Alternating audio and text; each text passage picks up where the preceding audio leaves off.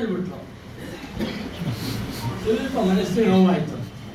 ಏನು, ನನಗೆ ವೇದಾಂತ ಗೊತ್ತಿಲ್ಲ, ನನಗೆ ಹೆಜ್ಜೆ ಬರೋದಿಲ್ಲ ಅಂತ. ಬರೀ ಸುಳ್ಳದು. ಹೌದಮ್ಮ? ಎಷ್ಟು ಚೆನ್ನಾಗಿ ನಿಧಾನವಾಗಿ ಮೃದುವಾದ ಮಾತಿನಲ್ಲಿ ನಮ್ಮಂತಹ ದೊಡ್ಡರಿಗೂ ಅರ್ಥವಾಗುವಂತೆ 2 ಶ್ಲೋಕ ಉದಾಹರಣೆ ಮಾಡಿ ದೃಗ್ದೃಶ್ಯ ವಿವೇಕ ಬಾ, ಇದೇ ಜ್ಞಾನದ ಸಾರ.